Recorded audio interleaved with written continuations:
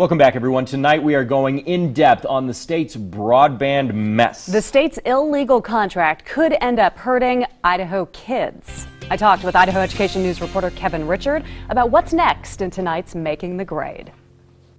Kevin, back for Making the Grade. And Kevin, we continue on the Idaho Education Network mess. This is the broadband in schools contract that has now been voided. Here in my hands, we have a judgment ruled in the case. Explain what this is that came down this afternoon. Okay, so basically what happened was in November, the judge ruled that the contract was void.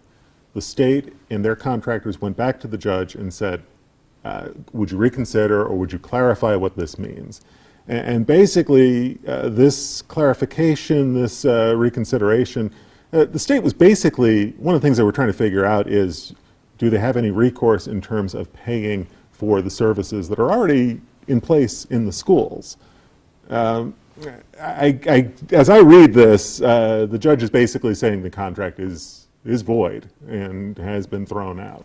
So this throws the schools, obviously, into a world of hurt as they are waiting on whether or not they are actually going to have broadband continued access online into schools. And now we've learned another piece of this, which is that the schools need this broadband in order to perform the ISAT test this spring. Otherwise, they're out hundreds of millions of dollars from the federal government. Yes, this was the big bomb that was dropped yesterday at the State House that we reported about. So basically, to kind of baby step through this, in the spring, the state is going to deliver the ISAT test. This is the standardized test that goes to all the kids. It's a computerized test. It has to be a computerized test. Under the federal rules, it has to be administered by computer. So the question comes, if the broadband system goes dark and you don't have broadband in the high schools, can you deliver this test?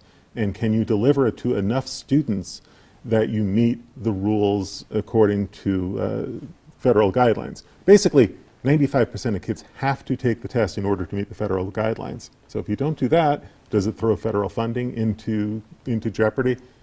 The figure that we're hearing is $245 million.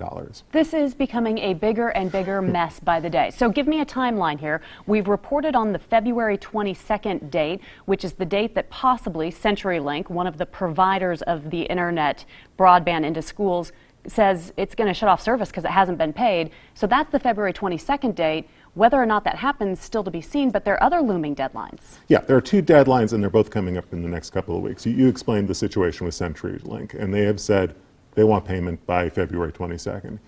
Even if they give the state and the contractors a little bit of wiggle room beyond the 22nd, the system runs out of money at the end of February. The legislature only funded it through February of 2015 when they bailed it out last year. So something's got to happen by the end of the month.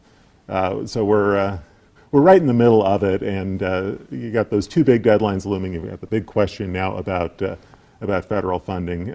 It's becoming more and more complicated, and the issue is becoming more and more urgent. And according to this judgment that we received, the contracts are void. And according to state law, the legislators cannot pay on illegal contracts. Right. It's a big catch-22, isn't it? Yes, there are a lot of moving parts at this point. Kevin, appreciate you being here, trying to baby step it, explain it for us. And of course, if you would like to read much more in depth, Kevin and the team at Idaho Education News have done a fantastic job online.